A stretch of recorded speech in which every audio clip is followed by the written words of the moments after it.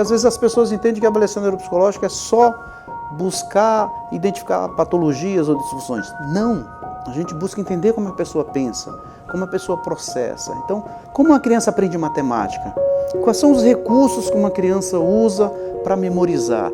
E como a gente pode entender isso para ajudar aquela criança que tem dificuldade de aprendizado, né?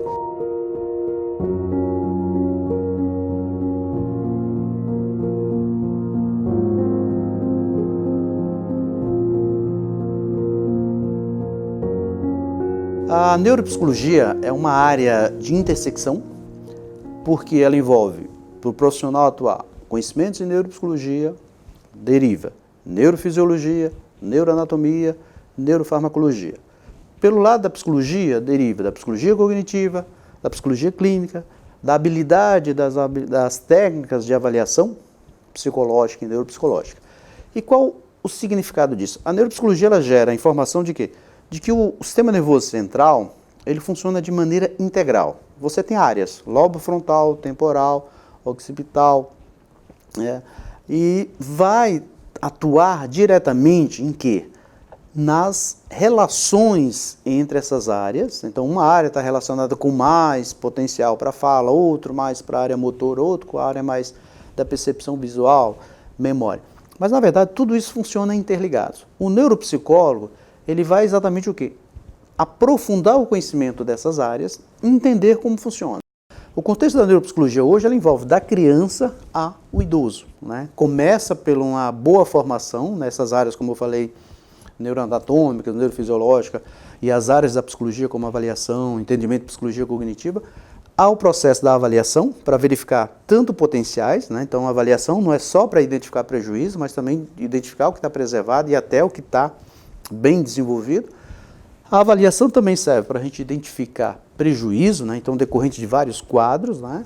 E para a gente pensar a melhor forma de trabalhar. Quando a gente estuda esse processo, avaliando cada função, atenção, memória, planejamento, linguagem, execução, motricidade, percepção, raciocínio, isso vai nos dando informações precisas de forma qualitativa. Eu consigo entender como aquela pessoa funciona.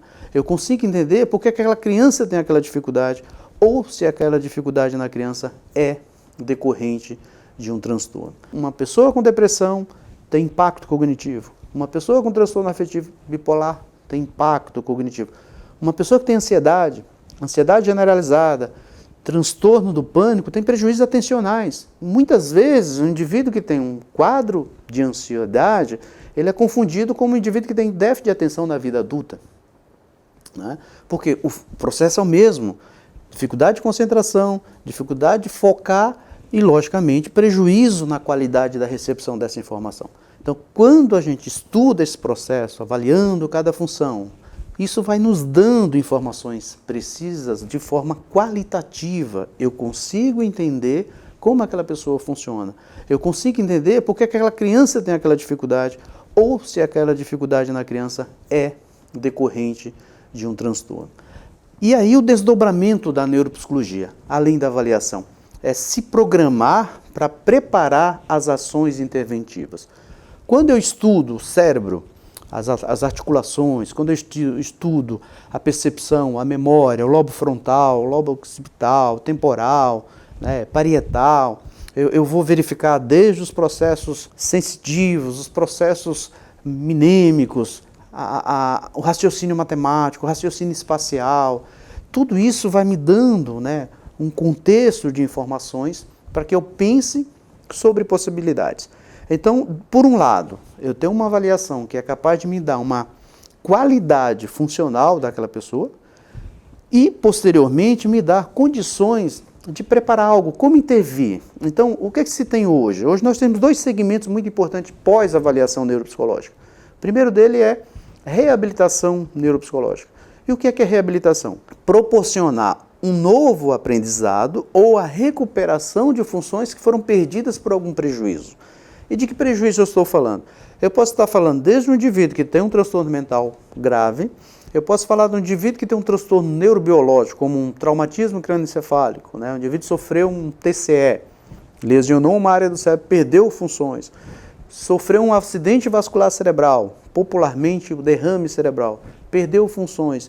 Eu tenho um paciente que tem a doença de Parkinson, ou uma demência temporal, uma demência vascular, ou uma demência de Alzheimer.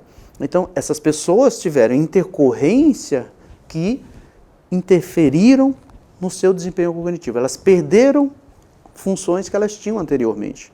Então, eu posso pensar na reabilitação para recuperar isso. Eu posso pensar em programas que vão trabalhar essas habilidades para reduzir o impacto dessas questões.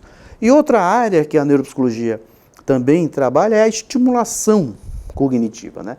A estimulação ela é diferente da reabilitação. Por quê? Na reabilitação eu estou planejando, em cima da avaliação, planejando ações daquilo que foi perdido. A pessoa tinha anteriormente e perdeu. Estimulação, eu estou trabalhando num processo mais de desenvolvimento, de ampliação de funções que já estão lá e eu estou melhorando. Ou ela se configura até como um processo protetivo. Hoje, por exemplo, se discute muito, por exemplo, lá em São Paulo, no Hospital das Clínicas, nós temos conduzido pesquisas na área de neuropsicologia. Eu coordeno 2 pesquisas no hospital. Uma é de estimulação, treino cognitivo para crianças que têm déficit de atenção. Então, são crianças que não têm necessariamente um transtorno, a gente está comparando quem tem transtorno com quem não tem transtorno, e nós estamos desenvolvendo atividades de treino de memória, treino de atenção para essas crianças. E também estamos com um programa voltado para idosos, que a gente chama de idosos saudáveis. São aqueles idosos que não têm queixa de memória, nem nenhum quadro degenerativo. Nem tudo é lesão. A gente está falando de disfunções.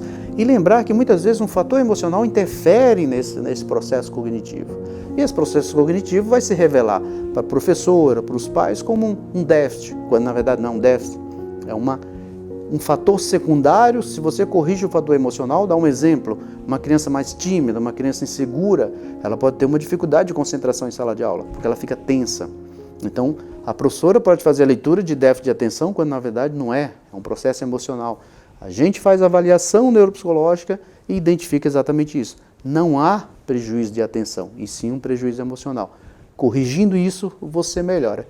Então, a avaliação neuropsicológica ela permite esta compreensão, desde uma pessoa dita normal, mas com dificuldades de aprendizagem, a todo o processo do ciclo vital. A área de neuropsicologia é uma área extremamente relevante hoje, né? Não só aqui no Brasil, mas de um contexto internacional, principalmente pelo desfecho desses dados. Eu consigo hoje, por exemplo, identificar qual o impacto de um tumor, por exemplo, no hipotálamo, qual o impacto de um tumor na área temporal, qual o impacto de uma atrofia de áreas cerebrais, do ponto de vista na memória, na percepção, no planejamento, na execução. Então, o conhecimento dessas regiões são importantes para a gente ter um entendimento de como traçar a melhor forma da investigação. Então, a neuropsicologia hoje ela tem um papel relevante na área clínica, né?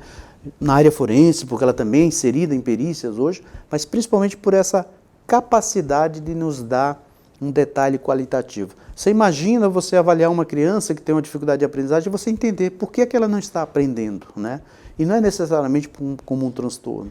Então, estudar neuropsicologia é estudar processos cognitivos complexos, né? Pensar como a pessoa estabelece sua estratégia, como ela executa a estratégia e como ela verifica essa estratégia. O que nós temos que entender é precisamos desenvolver cada vez mais recursos, métodos e técnicas, mas também muito ciente de que devemos estabelecer quais são os limites, senão a gente vende ilusões e não eficácia ou ciência por evidência.